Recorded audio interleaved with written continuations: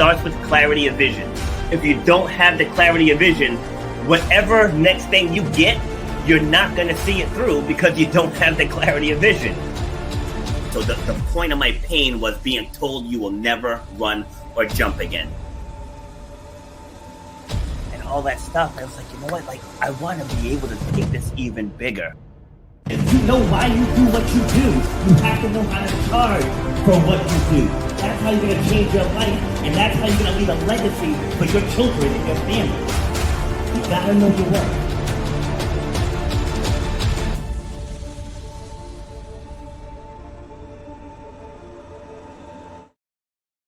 Happy Thursday, ladies and gentlemen. This is Rob, and I am back with episode number 363 of Shut Up and Grind, where we're all about overcoming obstacles, defying the odds, and inspiring you to clear whatever is blocking your path to success. So we're about empowering, inspiring, igniting that fire within you, and then unleashing this new you into the world. For some reason, this is not going live on LinkedIn. I don't know why. But anyways, so for today's tip, I've been having a lot of conversations this week with people who feel stuck and they want to make a pivot, but they don't know where to begin. And you want to find someone that's doing what you want to do. So start there, right? And be like, how did you get going? And then you don't have to build Rome overnight. Just take steps. Like, this is my book, Shut Up and Grind. It took me 3 years to write that book, okay? 3 years. But I got started. So whatever it is that you want to do, just start making steps in that direction. Because what happens when people are in a dark place, you can't see, right? There's no light. So you have to figure out what your purpose is, zero in on that, and then your inner light's going to turn itself on. And then once that light is on, you're going to start to see the opportunities that are waiting for you out there. And within this book, these aren't things that I learned. And I'm not knocking education. These aren't things I learned out of a book. Like, these are things I did. These are how I pulled myself out of a dark place, how I stopped myself from exiting this earth. You know, I felt all those things. I've been there. I've been told I'd never run or jump again. And I overcame that and defied those odds. And this isn't about highlighting me. It's letting you know it's possible. And I bring guests on from all over the world. I've had guests from 6 of the 7 continents. I spoke to a woman from Malaysia just yesterday. And the grind is global. But you know what else is global? The comeback. Right. And so helping me have today's conversation, we have Cam F. Awesome, a sought after motivational speaker. Cam inspires everyone from student athletes to corporate teams with his raw, hilarious, and deeply moving storytelling. Just from the little bit that we spent before we went live, I know this is going to be one hell of an episode. So whether you're chasing a goal, rebounding from failure, or stuck at a crossroad, Cam's insights will shift your perspective and spark action. So let's welcome Cam to the show. How we doing, sir? Hey, man, thanks for having me. Before we get started, I just want to say you have a very amazing intro, my guy. Thank you. Powerful intro. I'm hyped over. I started doing jumping jacks. Thanks, I appreciate that. Where were you joining me from? Austin, Texas. Austin. My niece lives in Austin, Texas. Shout out to your niece. Yeah, she just moved out there. She just moved out there a couple years ago. All right. So are you originally from Texas? No, originally from Long Island, New York. Lived there till I was about 17, moved to Florida for a few years. Then in 2008, moved to Kansas City. The government thought I lived there for a while, but I traveled all around the world, lived in my van for 3 years, was in Portland, Memphis, LA, and somehow I landed in Austin last year to pursue comedy. Nice. Well, I have all the questions already. Jeez.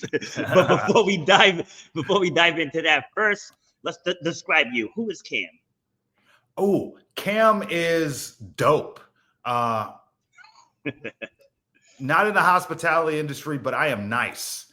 So Cam doesn't like systems. Growing up, I looked around at the people around me, and I realized that the taller you are, the more authority you had. That's how it worked in my head as a kid, because I thought tall people knew stuff and tall people were adults. And then the taller I got, the more I realized that people around me aren't that bright. Like, they follow the system. And I realized I don't fit in the system, and I don't benefit from the system, and I don't like where the system placed me, so I cannot be a part of the system. One of those systems being the education system. I am I'm pro education. I'm anti education system, because in school, like, I was dumb because I couldn't memorize there was a K in knife. And that's the difference between education and intelligence. Education is memorizing there's a K in knife. Intelligence is knowing not to cut yourself. I had intelligence. I just couldn't memorize stuff. And every 5 weeks, they'd send a progress report reminding you that you're stupid. And you go to these class awards where you get the valedictorian and they got the honor roll, and they celebrate all the students who are doing well. And like, how many colleges did you get accepted to? And it's all that. But the kids who weren't, what about us? So it just looks like I'm going to be stupid and unsuccessful in life. So where the education put me was at the bottom of the ladder. So I threw away the education system. It doesn't serve me. I don't, yes, there are people who are taller than me, smarter than me, more experienced than me, but you're not more intelligent than I am. And I realized I can create my own path by saying, screw all systems. That's strong, but I agree with you. Like, I tell people that I broke free from whatever the box that society tries to stuff you in. Like, I spoke at a middle school a few years ago, and this thing still won't connect to LinkedIn. Yeah, so I spoke at a middle school, and I asked the students, I'm like, so what's the timeline of life?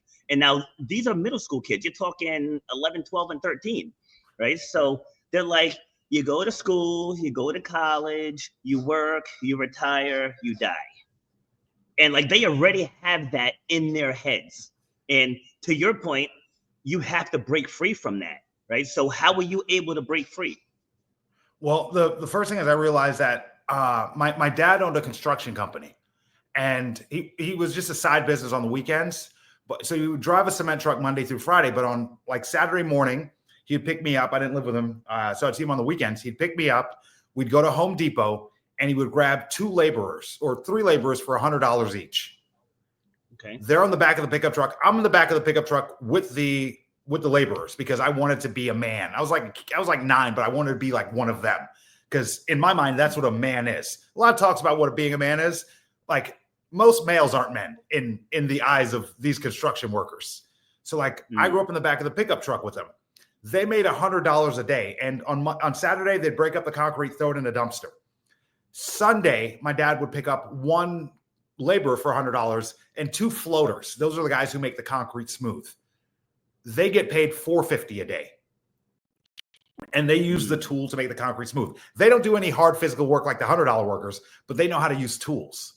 So what that taught me was unskilled labor has the worst job. If you learn how to use a tool, you get paid more than 4 times the amount.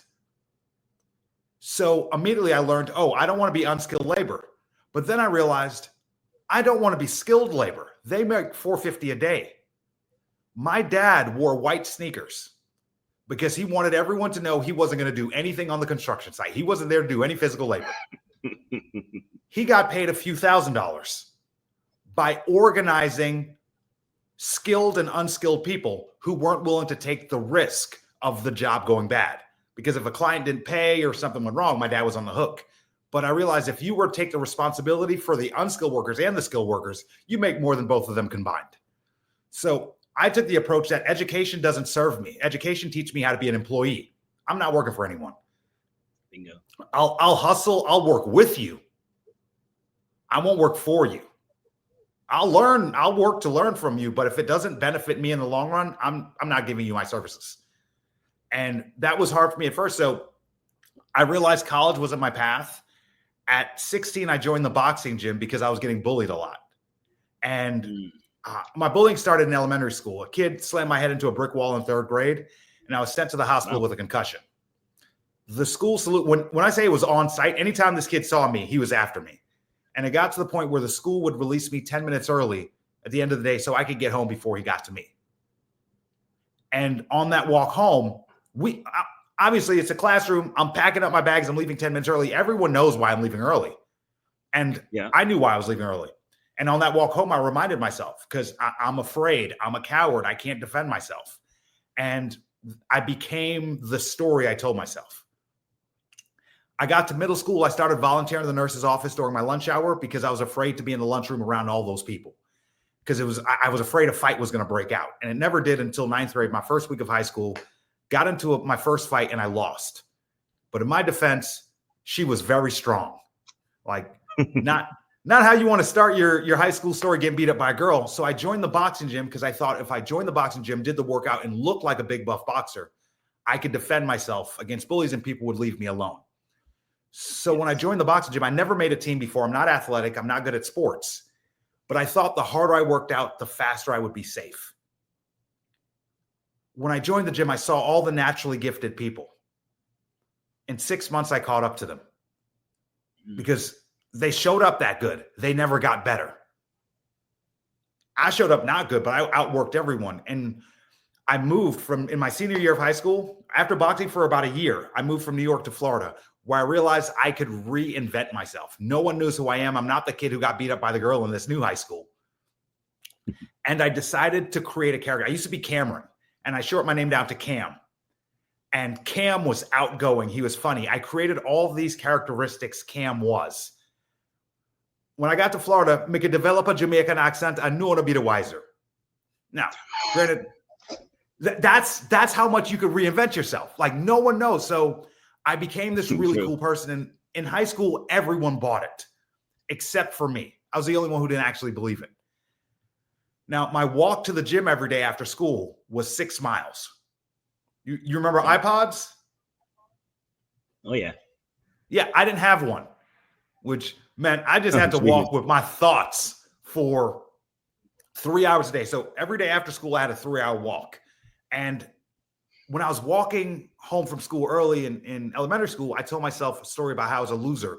I couldn't defend myself. But I had been listening to a lot of mixtape Wayne during this time. And would listen to all this, like rap music is the only place where people unapologetically talk about how great they are. I got this. I take your girl. I got this. I got that. I deserve this. So that was the energy I walked to the gym with every day. I'm the man. I'm knocking everybody out. I got all the money, all the cars, all the jewelry. None of this was true. But I realized there was a direct correlation between how highly I spoke about myself on the way to the gym and how well I did at the gym when I got there. And the better I did at the gym, the more excited I was for that walk. 3 hours a week, 5 days a week, I'm patting myself on the back, telling myself how amazing I am, how accomplished I'm going to be, how I'm the best. And not only did people in my school believe it, but I started to believe it. And within 2 years of never making a sport, I became the #1 heavyweight in the country. That's just amazing. by the way I'm talking to myself. So let me jump in quick, and then we'll get into that side of the story. You said you became the story you told yourself. And I think that's what holds a lot of people back now. It's what they tell themselves. Like, you can't tell with the background, but I'm sitting in a gym right now. And when people come in no days for the off, first baby. time, yeah. I mean, but like people come in with this story that I'm weak, I'm this, I'm that. And I'm like, no, you're not. I'm like, you're a lot more powerful than you think you are. And to your credit, I tell people positive affirmations. Like, it's not cliche. It's a real thing, because I'm very similar to you. I tell myself, like, when people walk in, I'm like, I am the best trainer around, right? It's like, you don't want to come in and sell yourself short, right? Maybe I can get your results. Maybe I can help you. Like, no, like, you train with me, you stick to the plan, you're gonna reach your results. Like, you have to speak those positive affirmations, because if not, you're gonna send your story off into a different direction. Oh, I completely agree with you. And I found that out in a way that was unexpected. So I started talking high to myself. I realized the more I pat myself on the back, the better I became. And I became obnoxious. The pendulum had swung. I was cocky.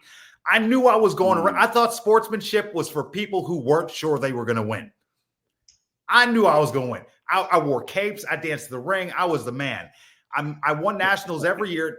2009, 2010, 2011, 2012, I won the U.S. Olympic trials to represent the U.S. in the London Olympics. And I became the first boxer to be kicked off the Olympic team for not sending in his drug testing paperwork. Left the country, fought in Azerbaijan, and forgot to tell the drug testing agency I was leaving the country.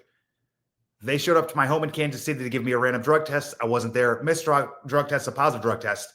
even though I tested negative in that same tournament I competed in. Now, this wasn't a real offense. It happens to boxers all the time. We travel for a living. But this was after Lance Armstrong went on Oprah back in the day. And they decided to crack down on athletes for cilium fractures. Now, they say don't read the comments. I read all of the comments. Like, actually, I thought there should have been more comments. But the comments weren't good. One of the major comments I got was, I bet he's humble now. And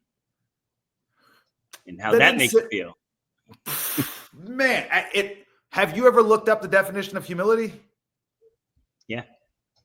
And just so you can read it for your listeners, look up the definition. And while you look it up, now, do you have any children? I have 5. 5? All right, let's go with the middle ones. Those are usually the best. So let's go with number 3. Who's number 3?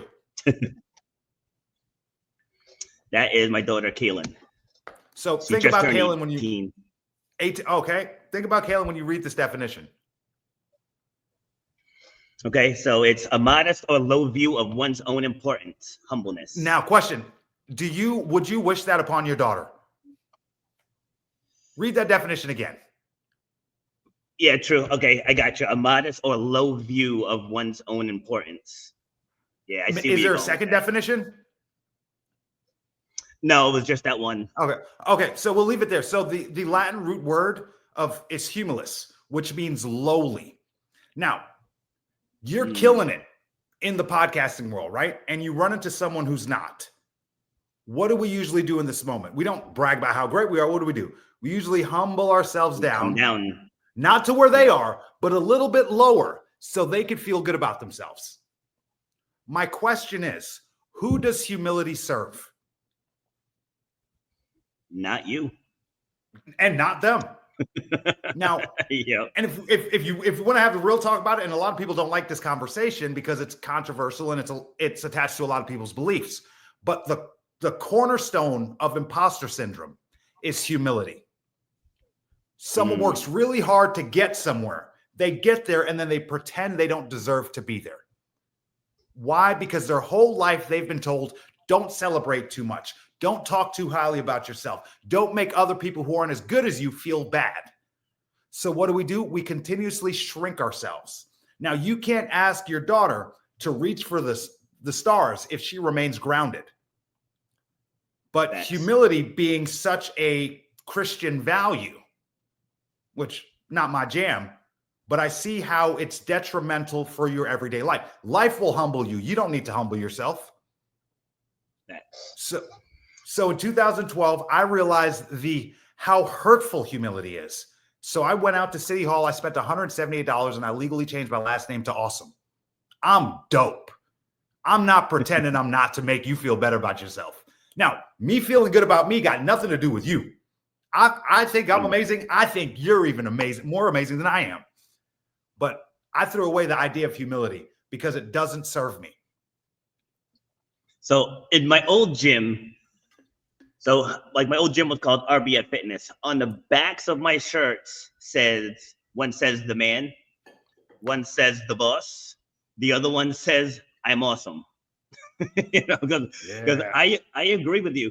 I agree with you 100% on that. Like, because if you think about like self-love, self-confidence, self-esteem, self-expression, it all begins with self. Right? It's like they always say, wait for others to tell you how good you are. Like, their opinion doesn't matter. Right? What people think about me is none of my business. Exactly. Like, when I get on stage, I get on stage with full confidence. Like, I am going to rock this house, right? And I don't put myself, like, if you and I were on the same stage, we're not in competition. I want you to get on stage and rock the house, and I'm going to get on stage and rock the house. It's like, I'm not going to wish you to not do as well as me, because now that's selfish. I want you to wow the crowd. I want to wow the crowds, and we can high five each other at the end. I'm competitive to the bone, and not in the way of, I hope you do bad so I do better. Nah, if I'm following you, I want you to kill it. Get a standing ovation and watch me follow you. Yeah, absolutely. And I don't hope you do any worse so it can make me do better. Nah, I want you to show up 110%. Challenge me. Or if I'm going Yes. first, you gonna have a challenge as well. And everyone rises up. Exactly. That too, and everyone's message hits different. Like I always show this this graphic. Like I do panels where I'll bring back up to 6 of my guests, and we pick one topic, and all of us round table that one topic. And it's okay to have differing viewpoints. It's like you could say something that I might have a different point of view, and vice versa. That doesn't make either one of us right or wrong. This is what works for me. This is what works for you. And that's what makes shows like this work. It's like we can give different points of view. It's like you reached an Olympic level. I was close. I was an injury away in track and field, like trying to qualify for the Olympic trials. But that requires determination on both of our parts. That requires a clear vision, right? That requires discipline that most people don't have or won't put forth that level of work to get to that level of discipline. And getting us both up here sharing our stories is like people receive information differently. And that's what people have to understand. Like I don't bring people on and try to outshine them. It's like my job is to uplift you. Not you just in general. Like any of my guests that come on, right? Yeah. Go ahead. No. I agree with you, man. I agree with you. Yeah. That's it's the idea of lifting each other up. But the idea is like when I talk about the humility thing, the pushback I get on it, one of the things people say is like, humility doesn't mean thinking less about yourself. It means thinking about yourself less. Robert, you're a grown man. If you're not thinking about you, who else is? Mm-hmm. Agreed. A lot of us didn't grow up with great parents, so we have to then parent ourselves. And that means calling yourself out. It's like shut up and grind, bro. I saw them like, okay, that's the best mantra ever. Nobody cares. It's a competition. Nature used to be lions and bears and stuff outside. Our nature's changed. It's now capitalism. But in nature, the weak die.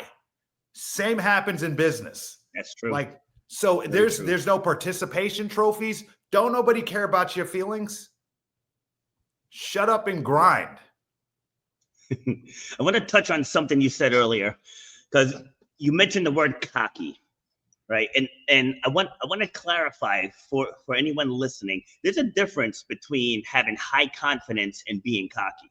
Like I'll use myself as an example. Growing up as an athlete, I was cocky. It's like I was going to beat you, and I would tell you right to your face, you have no chance against me. But cocky people bring other people down. High confident people elevate others. Like I said, I know I can walk into any room at any given time and rock the mic, any given time. And that's not cocky. That's saying that I know I can go in and elevate everyone in that room, right? That's a completely different ring. But what's your take on the difference between cocky and confident? I think the difference is how insecure the person is that you're talking to. I got nothing to do with me. Don't worry about my level of confidence. If I'm too confident, you start to feel, oh, I know something you don't know, or I think so highly of myself. I think more highly of myself than you think of yourself. So you think I must think I'm better than you. What I think ain't got nothing to do with you. You worry about your side of the street, brother. That's a solid answer. I love that. All right, so let's talk about your journey towards the Olympics. Like when did you know in your heart that you were that good? The first time I got in the ring. I wasn't good. I just ran from I was so afraid of sparring that I ran from my opponent so much he got tired. And I realized, oh, systems. I love systems. And I realized, oh, there's a point system. You hit me, you get a point. I hit you, I get a point. So I started to interview judges and referees, and I asked, what are you looking for? No one else has done this. And the only thing I work on is what they're looking for. I don't play to my opponent. I don't play to the audience. I play only to the judges. They wanted clean, snapping blows. My number one punch was a short uppercut. It just popped your head up a little bit. It wasn't effective. It didn't hurt you. So I'd hit guys that head will snap back. They keep walking forward like, oh, you didn't hurt me. Oh, I'm not trying to hurt you. I'm scoring points. I love it. I mastered the scoring system, and it was boring and people hated the way I fought because so one of the things I would do is if you threw a hook, I could block it, but I would duck under you, take your hips and turn it, and then lightly hump you from behind. Now, you are emasculated. I just humped you in front of your wife and kids. The referee separates us and then warns you for turning your back to the action. If I do that to you 3 times in a round, you lose the round automatically. Oh, wow. I've won fights without throwing punches. Why? Because I understand the system. And the way you're taught the system isn't to benefit you. It's usually to benefit someone else. So it's your job to figure out whichever system you're in. I love systems. So when I got into boxing, the whole thing was systems. So here's how I looked at it objectively. Boxer A has 3 boxing matches. Boxer B has 100 boxing matches. Who do you bet on? Me personally, I would bet on the one with you would think more experience. So the 100. Oh, so you don't even need to know his record. That's how powerful experience is. He could be 5 wins and 95 losses. You'd still bet on him. Mm-hmm. So my thought process when I started boxing, I wasn't naturally gifted. Everyone wants to be LeBron James. You're not LeBron James. LeBron James knew he was going to be special the day he was born. He worked very hard, but we know he was special. We're not all the LeBron James. You know who we can be? We can be Paul Pierce. When you think about Paul Pierce, name what makes it, because he has an MVP and he has a ring, right? Yep.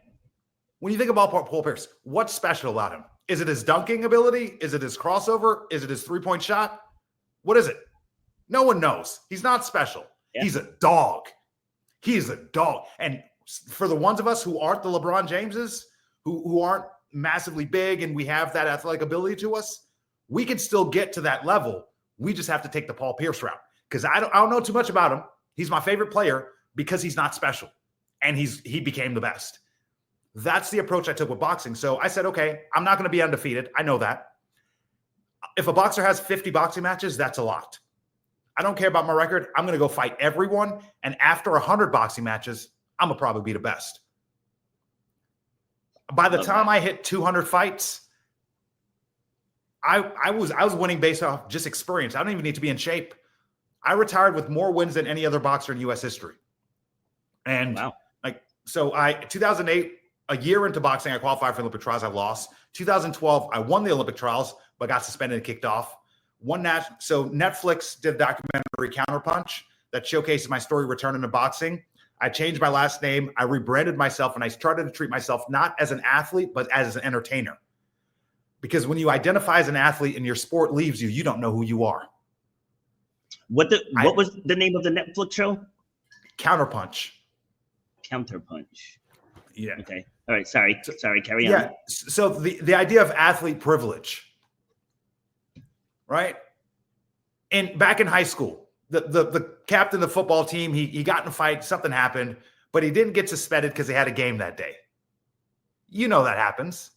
Yeah, definitely does. That's athlete privilege. That doesn't change in adult life either. I mean, I get opportunities I shouldn't get. I'm on stages I shouldn't be on. I'm dating out of my looks because I'm really good at a sport. I understood in 2012, I lost my sport for a year. And then I had to be an average person.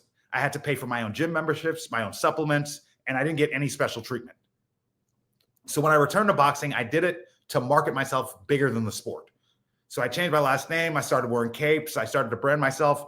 I would go back to schools and talk about bullying, why I originally got involved in boxing. And I started doing stand-up comedy in 2012. The reason why I kept boxing is 2008. Everyone was getting their own reality TV show. I thought if I became the number one boxer in the country, I'd get a TV show because I wanted to be a performer. I got suspended from boxing 4 years into the sport. I've won all this. I've never done any performing. Cool. I'm popular. I'm doing boxing, but it's not what I want to do. So again, I'm not LeBron James. I just can't get to Madison Square Garden. I started going to hole-in-the-wall bars and doing open mic nights. Again, I understand how systems work. The more stages you're on, the better you're going to get. And they don't care how funny you are. They care how many tickets you can sell. Yeah, true. I leveraged my boxing following, and I was performing on stages all across America. If I went somewhere to fight, I'd reach out to the comedy club, say, hey, I'm fighting Saturday. Let me perform Thursday, Friday, and Sunday. And I fought in the Olympic trials in Reno, Nevada, and I performed 6 shows at the Laugh Factory the week I fought in the Olympic trials. Most boxers would be focused on boxing, but I am bigger than boxing because I lost boxing once. I'm better than boxing. It's just one of the things I do. And I started to brand myself in that way. And when I decided to, so 2016, spoiler alert, I didn't die at the end. I won the 2016 Olympic trials. But then I lost an international competition. I didn't get to go to Rio. So I decided, all right, well, I've been boxing enough. I'm most decorated boxer. Instead of turning pro and making millions of dollars, I don't like boxing. So I decided I'm going to build a speaking business because I've been speaking at these schools. I realized I'm dope. I just have to understand the business part of it. And I need to get the version of 100 boxing matches under my belt. Yeah. So I decided to go before we go there. You just said I don't like boxing. Yeah. I joined it because I didn't feel safe, and then I found out how systems work. Yeah, and then I was like, okay, this is a better option than college. I won nationals, and I was like, okay, I'm not going to college. I'm just going to do this boxing thing because if you have an associate's degree and I have a national championship, and we apply for the same marketing job, who do you think is going to get it? Champ. Your education system doesn't serve you in the way you think it's going to serve you. If you have a bachelor's degree and I got 4 national championships, here's the thing. There's people who are out there, no shade. There's always different ways to do things, but there are people out there who are getting a business degree, spending thousands of dollars. Bro, hire a business coach. They already did that. And they can tailor what they want to you. Zero unforgivable debt. And when you can't pay, you just stop the service at that time. So I took that approach in boxing where I utilized it for what I could, and then I leveraged it to do other things. So I hopped in my Prius to do a 51-day tour in 2017. I was going to speak at high schools and middle schools all across the country. 3 hours into my 51-day road trip, I totaled my car. Oh, no. Bro, I get out the car, it's still smoking. I take a video. Because nothing can happen to me. Things just happen for me, Robert.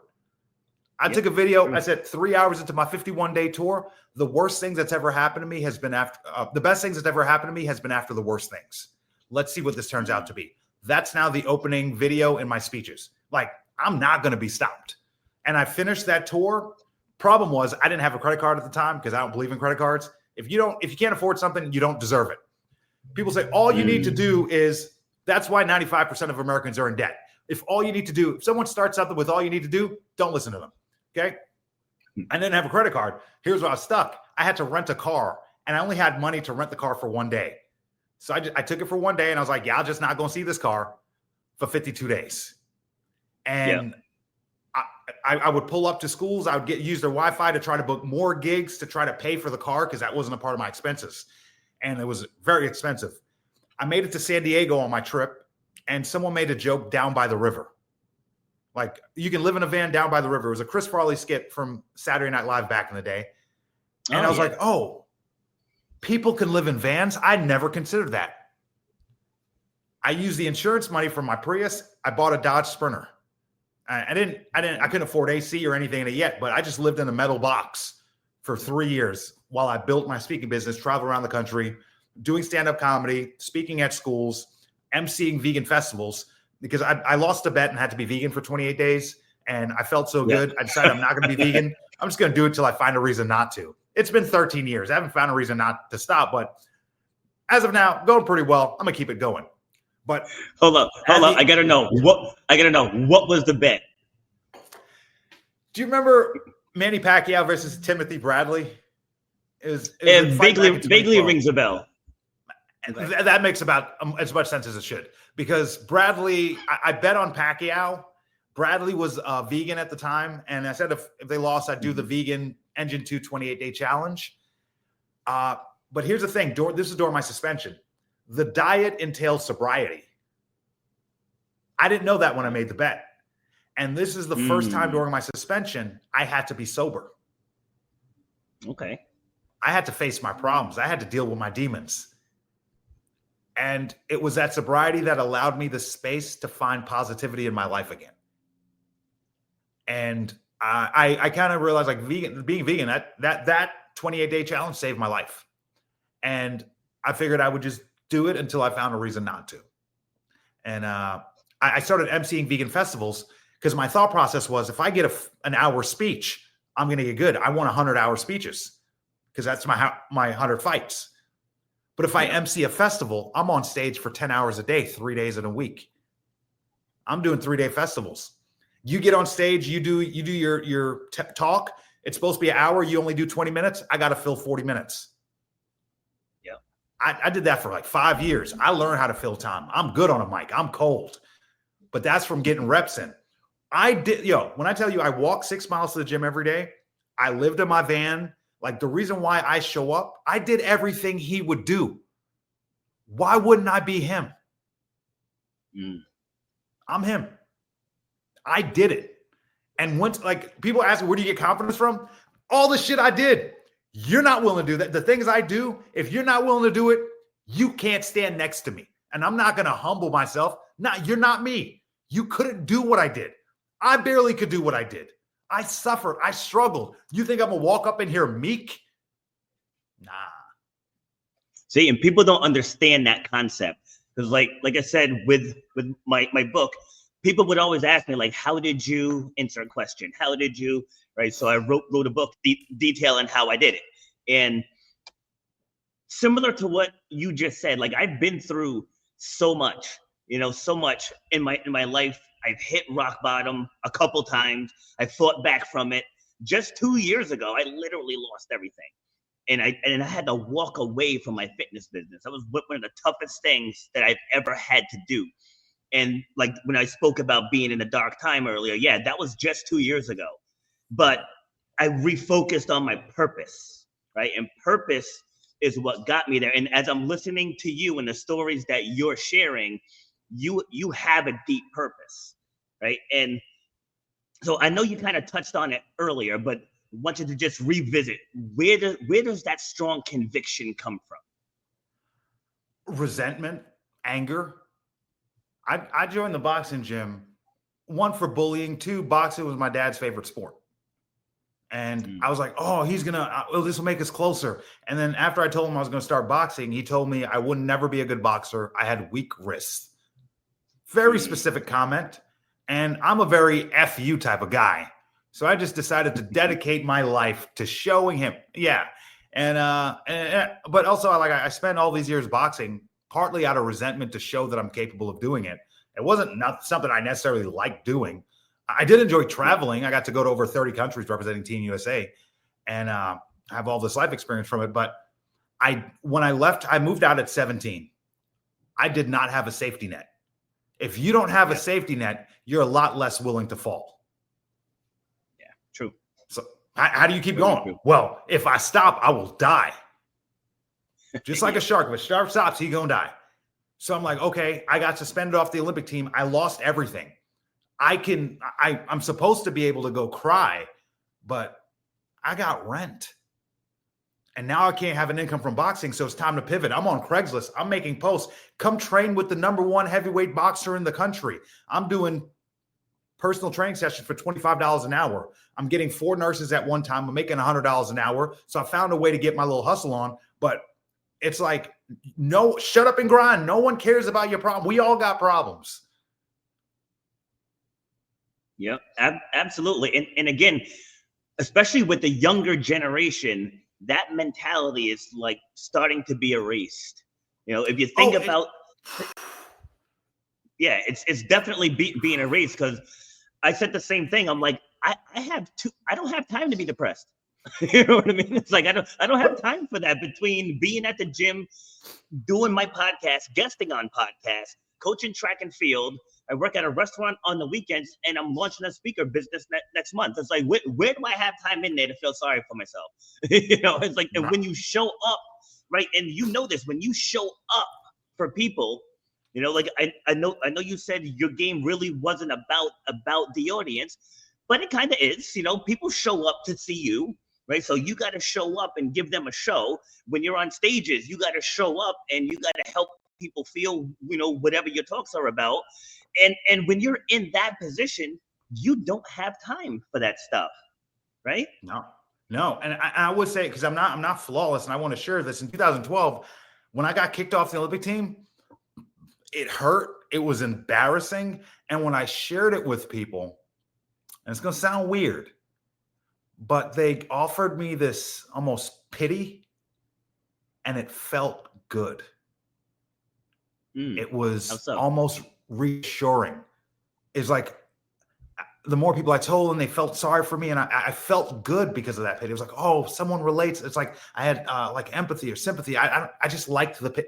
It felt good being a victim. And I was like, oh, no, this is a slippery slope. Yeah. And eventually I would tell people, and they stopped caring. It was like I was the only one still. People forgot I wasn't going to the Olympics before the Olympics even started. And I realized, oh, this is just the story I'm telling myself.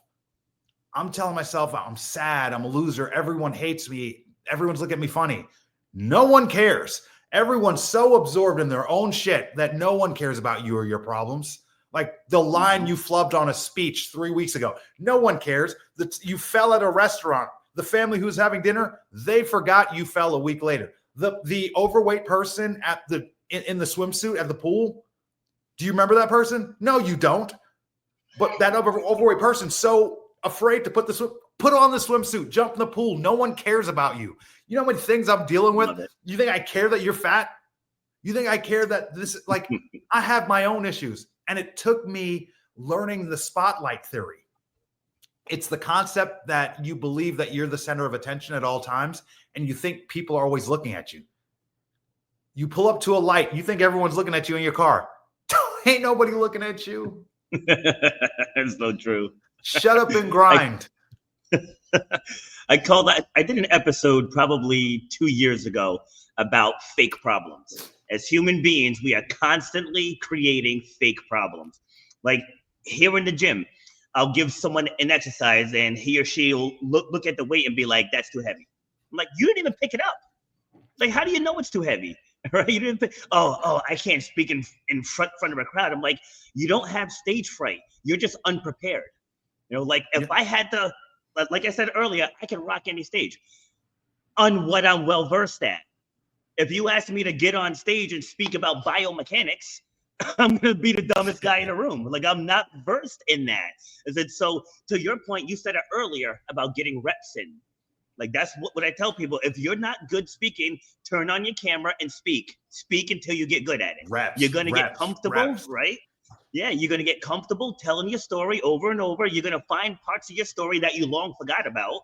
And then you're going to be able to tell your story in different ways. Like going back to my intro where it said I was told I would never run a jump again. I can tell that story from 12 different angles, depending on what the platform is. We could do resilience. We could do defying the odds. We could do believing in yourself, not letting other people clip your wings. Yeah, so it doesn't matter as long as you're well-versed. And it sounds like with you, I really haven't had to ask you very many questions because you're well-versed, bro, which is great. You remember Tommy Morrison back in the day? Yeah. So his coach was my coach.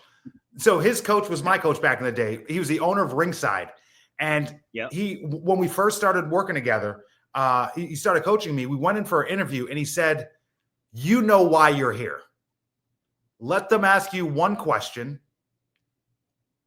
You finish the interview yourself.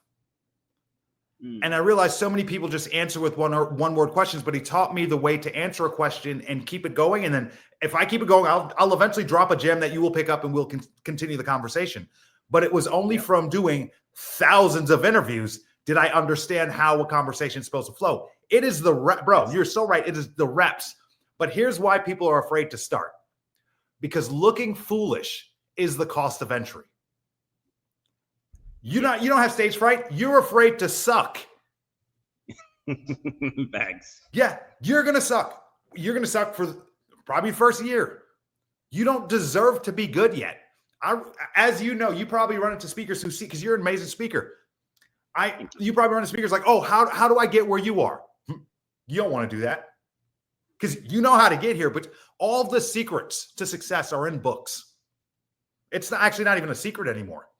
It's taking action. And the greatest thing that I benefit from not following the education system is AI is not taking blue collar job. It's taking white collar jobs. It's taking college education jobs. Yeah, true. You don't need education anymore. You just need the ability to take action. And what we've been taught in school is to read before you take action. I've taken action by learning from experience. So now I got ChatGPT, I got AI, I got all of the resources. All of the educational things is on my side. As people, we need to learn how to take action. It is no longer about information. Information is free. Back in the day, books were hard to print. They were expensive. We couldn't all read. Now all that information is there. There's no reason. There's nothing stopping you from doing what you want to do other than discipline. Yep. Discipline and belief. You know, because I had a coaching meeting with a woman yesterday, and she works in the wine tasting industry. Like she travels all over the world doing these wine shows, but she wants to do her own thing. And so as we're sitting down and I'm listening to her, picking her brain on what she wants to do, and I had stopped her at one point. I was like, "Do you believe you can do it?" Because we can sit here and talk about the what and the how all day long, but do you believe you can do it? You know, like, and she hesitated for a second. I'm like, see that hesitation? That's fear. It's like, what are you afraid of? Because you got to remember, there's two sides to every what if. You can say, what if I pursue this and it fails? What if you pursue it and it blows up? Right? So you got to lean into the positive outcome. Like when I was told I would never run or jump again, I mean, I let that sit for maybe 2 minutes. And then my competitive side came out and was like, nah, we got this. We got it. And I spoke it into existence every single day. When I run again, when I jump again. And that doesn't sound real humble to me. Every single day. that don't sound humble to me at all, brother. Exactly. You know, and that's where that belief, like you got to have that internal belief. And I'm launching a program on my birthday, August 18th, that's going to help happy birthday, veterans. Brother. Thank you. It's going to help veterans tell their stories. Are you a veteran as well? I am not, but my dad, my grandfather, my brother, uncle, and sister all are. But towards the tail end of my father's life, because he never spoke about Vietnam ever. Like I had to do a report in school. I was like, ooh, who better to go to? Because my grandfather was in World War II, and he had no problem speaking about World War II. But my father wanted no piece of speaking of Vietnam. So it wasn't until a month before he passed, we were at the VA's office, and he just unloaded. You know, and it was so heart-wrenching because you know the old school boomers, they were like manly men, don't show emotion, never cry. And this man broke down in tears. And I was like, he held that in for 6 decades. You know, 6 decades. So and then raised a family. Yeah. And I'm one of 7. Right? I'm one of 7. Yeah, it's starting 5 and take some backups. Yeah, you know, so people hold that stuff in, right? They don't release it. Like as I'm listening to your various stories, it's like you took the problem and you attacked it, right? You found solutions, you know, and not everybody has that level of belief. So if you were to talk to someone right now who's dealing with that self-doubt, what are some words of encouragement you would give them? I would say if you actually feel stuck and you actually want to make a change, if you don't like the way life is dealing you cards, you have to shuffle the deck. And what that means is taking a look at all of your beliefs and where they stem from. I'm talking about religious beliefs. I'm talking about internal beliefs. I'm talking about your expectations from your parents, and see what you actually want to do and what benefits you. Think about the way you talk about yourself, because we've been humility, woman more than anyone else, to not be too inconvenient, not to be too bothersome, is not to be a burden. We've been conditioned to not think we're great. We've been conditioned to be small. We've been conditioned to be humble. And it is your internal dialogue. It is if whatever you believe is real. That's why every single religion is real. If you believe in it, it is real. What would it look like if you believed in you? Are you familiar with Eric Thomas? Yeah, hip hop preacher. Yeah. So I actually went to his speaker boot camp in 2017. And that's where I made the switch from speaker to storyteller. Because like I went down there, there were 41 people there. Eric himself was there on day 2. And I was scheduled to speak on day 2. And so I went down, I did my thing, and this one phone call changed everything. So I flew back, I landed in Boston, Mass, and I'm driving back down here to Rhode Island. And Eric Thomas's CEO calls me. And he's like, Robert, thank you for coming down. He's like, you are far and away the most polished speaker there. And I was like, okay. But then he paused. And when there's a pause, there's usually something else coming, right? This is a sandwich. Pan's on the way, right? Yeah, this is a compliment sandwich. Yeah, he's like, you're my most frustrating type of student. And I was like, whoa, I didn't see that coming. So, but he said because my story was so polished, there was no emotion in it. He's like, if you want to command $20,000 for a speaking gig, he's like, you have to move people. He's like, you have to pull them in. And then he brought up a different Eric. He's like, Eric was probably the worst speaker there, but everybody's eyes had tears in them because his story moved them, right? And so I want to know, when you're on stage, what do you want your biggest takeaway to be? First and foremost, I want you to be entertained. That is my first mission. I don't care about anything else until you're entertained. Because if you're laughing, you're listening. If you're listening, you're learning. If you're learning, I am dope. So for me, I love it. First thing I'm doing is I want to be relatable. I want to be funny. I'm not self-deprecating. I think I'm great. I'm honest about my flaws, but I'm not talking down on me. I think people will speak to you as low as you're willing to speak about yourself. If you say, oh, I'm an idiot, I'm so stupid. Yeah, when other people call you an idiot and stupid, you're not so surprised. But if someone calls me an idiot, I don't even call me that. You better talk to me the way I talk to me. So my first thing is being funny, being relatable, and also challenge the way you think. I don't need you to believe in what I say. I say the humility thing. And I mentioned religion about it as well. And it's saying we've been conditioned to be humble. I don't want to change the way you think. I want to at least challenge it. If I get on stage and say everything you agree with, the hell am I doing there? You know it already. So I want to challenge the way you think in a way. Yeah, and that's what we do in life. Like those of us who are in leadership positions, like people come into this gym and they do things that they never thought they could do. Like I brought two women, one's 59, the other's 57. They didn't think they thought they were too old to climb the 20-foot rope. I was like, no, you just haven't been taught how to climb it. Like it has nothing to do with how old you are. So It took a few classes, but they both got up. And then we did a Spartan race in November at Fenway Park in Boston, and their ropes are a little thinner, but they both still got up there as well. So doing things like that, carrying heavy sandbags, things of that nature. I'm like, see, it's like you walked into this doubting yourself, and now you're walking away from this even stronger, because we challenge the thought process, because it's easy to just jump into the sea with everybody else, right? But when you're the apple in the bowl of oranges, a lot of people can't handle that pressure, so how do you handle that pressure? Oh, for one, it's definitely self-talk. Two, one of the things that I learned early, and this was one of my own insecurities. I grew up on Long Island. Like there was one white dude in my high school, and he was Puerto Rican. Like we didn't like that.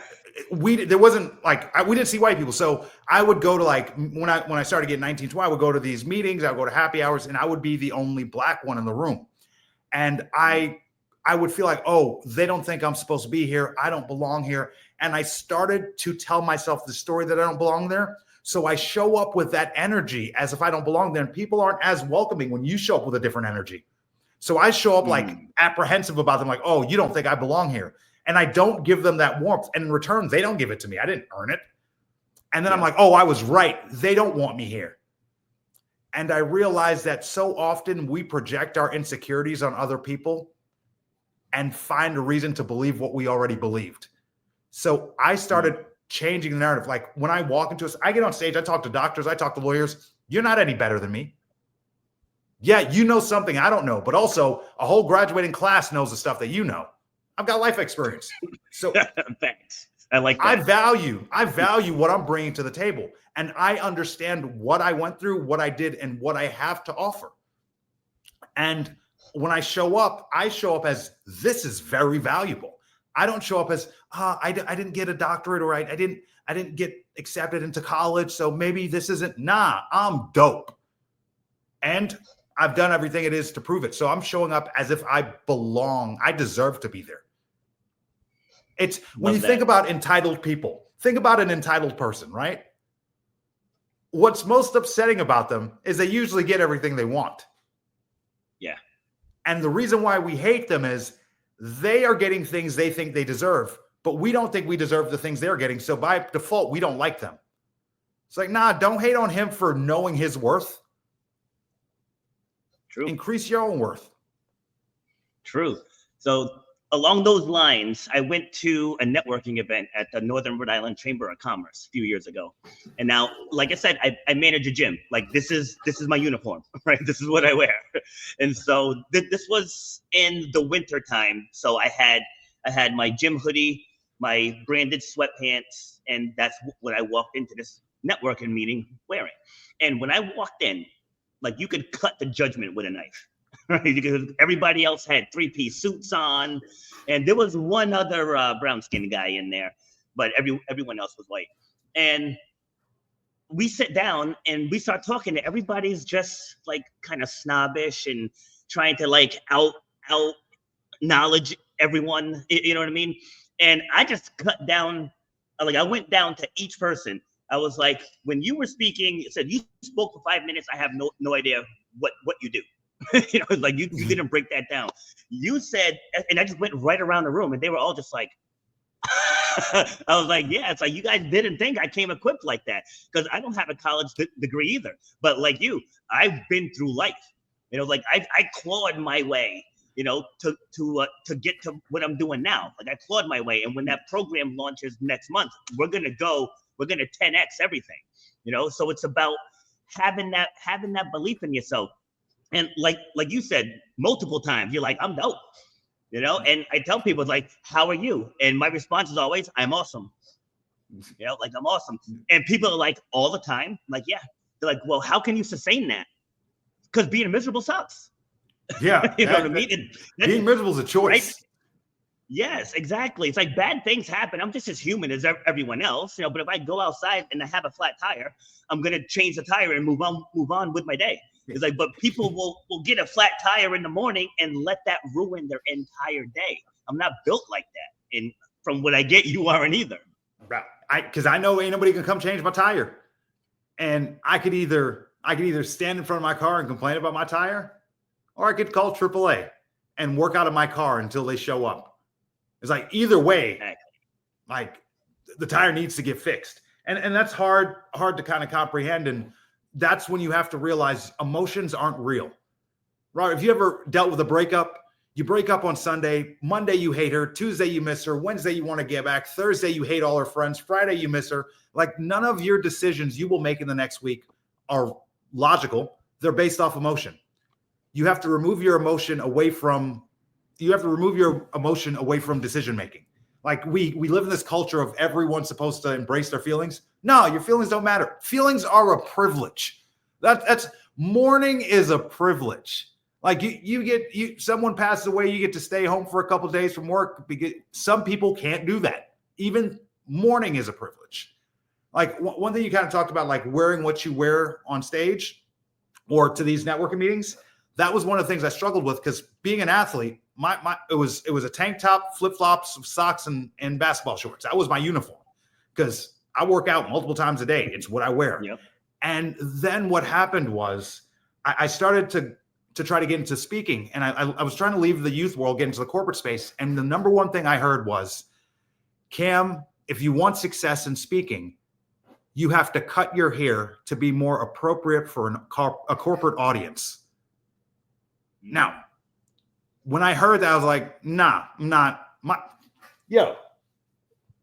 That's a no. My hair's dope. I'm not cutting my hair. So I took a longer path to success. If I would have cut my hair and played the game, yeah. But I was like, no, my name's Cam F. Awesome. There's an F in my middle name. It's just the letter F on my birth certificate. It's up for assumption. Yes, I could probably book more gigs if I remove the F out, but F that. So when I get on stages, I'm wearing what I want because I'm showing up as me. Yes, I could be further along in speaking. I could be making more money, but I would not be me. And I didn't take this path of doing things on my own to conform to a system for people who are not as good as me. Like, I don't care. Like, I feel like a lot of people have to have a very white coat to show that they're a good doctor. Nah, if you're that good at what you do, the outfit means less. Yeah, agreed. Right. At the end of that networking event, all of them came to me for my business cards. Every one of them. I was like, but I walked in, and because I didn't have a suit on, you just assume like, oh, frig is this guy, until I opened my mouth. And then they saw I brought a wealth of knowledge to the table. And it's funny, like not having a college degree, you know how many people I've mentored with masters and PhDs? Right? I actually had a clinical psychologist, Dr. Jody. She hired me to work with her. I think he was 23 then, her 23-year-old son, help him believe in himself. And she's a clinical psychologist. But, kids don't listen to their parents. But out of all the people out there, right? But all the people out there, she selected me. And why? Because we were on a panel together and on somebody else's platform. And she asked to connect with me afterwards, after hearing my story and how I help people, heal, but through storytelling, versus just getting on meds. And so she liked that concept. And I was able to help him believe in himself. Like he was struggling getting internships and getting jobs, but it was because he didn't believe in himself. And so we reframed everything that he thought about himself. I had him send me his resume. It was a train wreck. So we went through it and we revamped his whole thing. And then we spent the last 4 sessions of me interviewing him. I'm like, no, sit up, say it with your chest. Nope, get your hands off your face. I taught him how to interview, going back to reps, right? So we just put the reps in, and then he ended up getting 2 internships. And now he's back in Colorado doing his job as a freelance writer. Now, what I didn't mention in there is he has dyslexia, right? So he was letting that be the reason why he couldn't get jobs. And so one of the first things I had to get him to believe in, I said, no. I said, like me, I said, I have brown skin. There's probably some people in this country that don't like that. They're not my problem, right? That's not my problem. I don't care what people think about me. I said, I'm going to focus in on the things that I can be great at, and I'm going to do those things. And I've never had an issue getting jobs. I've had some interviews where I can tell, all right, this person doesn't want me. So this isn't a place I want to work at. Right? I'm not going to make a big deal over it because somebody doesn't like me, so I just go to the next one. and think about it when you say being an orange in a pile of apples, that's what you are. The fact that you showed up dressed like that, you are memorable. If you dress like everyone, like if I show up dressed like everybody else, why did they hire me? If I am everybody else, you're having me speak to have a different perspective. Also, I am not a corporate speaker. I've never held a corporate job. I worked at Waffle House at 18 for a little bit, but other than that, I've never worked. So I'm not your average corporate guy. And I think that sets me apart. It's when we want to fit in when we're not confident because we don't want to stand out. Because if your head's above the grass, it might get cut off. So a lot of us want to play it safe. Next. But you know how many happy hours I go to as the only black guy, and my picture's on the homepage of their website now? I love it. Every social media post, bro, I am the diversity. I'm trying to market myself. I'm putting myself in positions where I will stand out. I am always the orange in the box of apples. Absolutely. I love that. Oh God, we could talk forever. I didn't even realize we've gone past an hour already. Oh, but this is a great conversation, and I'm definitely gonna have you back on if you'd like. And like I mentioned earlier, I do the panels. Okay. Yeah, like I said, like I mentioned earlier, I do the panels. Like up to six my guests will come back. We pick one topic, and I usually pick the guests first because I've interviewed you all. I know what you can all speak on, and so I pick the 6 guests first, and then I pick a topic that I know everyone can add value to. And a lot of collaborations have happened from these panels too. Like people have co-authored books, people started their own podcasts together, YouTube channels. One of the guys filmed a docu-series for me because I filtered him so many guests for his show. So like you never know where these things lead to. So yeah, if you're interested in that, I'll definitely keep you in mind. I'm probably gonna do one probably 2 to 3 weeks, I'd say. But yeah, I'd love to have you back on because like I like the way you frame everything. It's from that victor mentality, and that's such a lost art nowadays. Like people are so quick to be like, the world's against me, the world's hate me, why does this happen to me, I can never catch a break. And like once you stop all of that, hence the shut up, right? Once you stop all that noise, figure out what your purpose is, lean into that purpose, and then you're going to start seeing all the opportunities. Like I know I said that earlier, but that's the point that I want people to take away. So I'm going to throw it to you for some final words, and then we'll cue the outro. All right. If there's anything that you probably need to do to get unstuck, is mind your damn business. And when I say mind your business, that means staying out of other people's business. You don't need to know what other people are doing on social media. You don't need to know what's going on in the world. You don't need to post about your political opinion. Vote, shut up, and grind. Also, when I say mind your business, keep other people out of your business. Some of us spend so much time talking about what we finna do, what we gonna do, what we about to do, that we don't end up doing anything. So mind your business, shut up, and grind. I love it. And let people know where they can find you. You can find me at Cam F Awesome on all social media platforms because I'm not famous enough for anyone to take my name, and camfawesome.com. I'm a speaker. I speak on mindset, resilience, and the power of a positive internal dialogue. I also founded Comedy in the Courtyard, where I do turnkey comedy events that are family fun and clean for apartment managers. It's resident events for apartment complexes. So I've been doing a lot of comedy in Austin. Yeah, it's a different approach. And if there's any advice I could give anyone in business, it's very simple. We go to all these networking events. If you get someone's card, message them. You know how many people get my card? I never hear from them. If you get my card every morning, I go into my fanny pack case. So if I get business cards, I go to a networking event. These are all my cards. Once I hand them all out, I get other cards. I put those cards in there. And the first thing I do every morning after my gratitude journal is I email everyone. I don't care if you own a ballerina company. I'm like, hey, it was great to meet you. I might not need anything from you, but your email address is now in my file and you heard from me. So when I see you again in 3 years and I type your name into my phone, I'm gonna find you. That's great advice.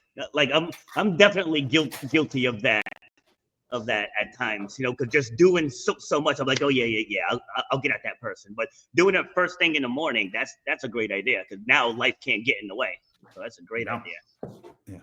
All right, my man. Thank you for taking the time to come out and share. This is a great conversation. Like I said, I think we could have spoke for easily another 2-3 hours about this. I'd like to do it again, man. Hit me back. Awesome. Definitely will. Enjoy the rest of your day. Later. You've been listening to Shut Up and Grind.